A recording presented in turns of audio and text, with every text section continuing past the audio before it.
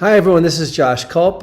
We are learning Daf Shui. We are on Masechet Gittin, Daf Mem Gimmel. And I wanted to talk about the verse that I think lies at the background to a lot of the discussions on this daf, which are about a woman who is half free and half a slave, a shifcha charufa in rabbinic language.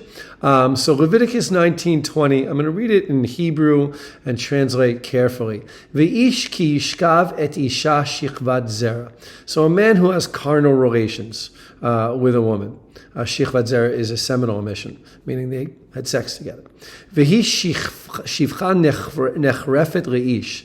She's a slave who's been designated. The word nechrefet seems to be some kind of word used for slaves designated in marriage to another man, which is an institution that we learn about elsewhere, where a person could sort of buy a slave and then designate her to be a wife.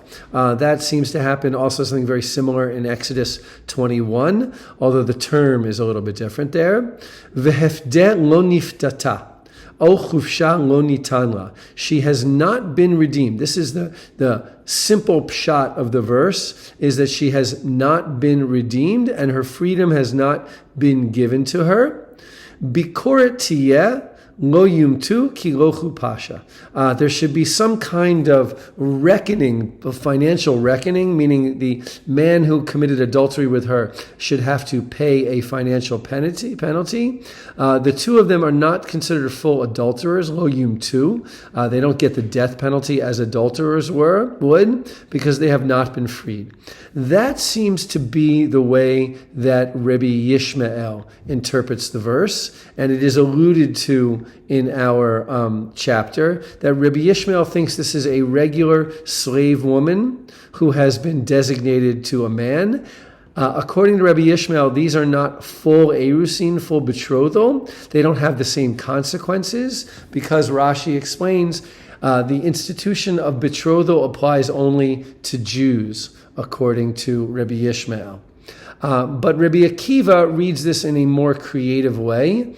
He reads the words vehefdeh lo niftata as that she has been redeemed but not fully redeemed, which means that she is a half slave and a half free woman, which creates a very interesting discussion. We're hearing the echoes of that on our pages here in the Talmud. The rabbis are intensely interested in that woman who is a half freed and half of a slave. There are a whole bunch of debates about that in our sugya. But I think that there's a reference to this verse, but I think understanding the verse makes the intense discussions that we get about this much more, fleshes them out and makes them much more interesting, and we understand the background. So I hope that clarifies a little bit of our Gemara. And again, as always, thanks for learning with me.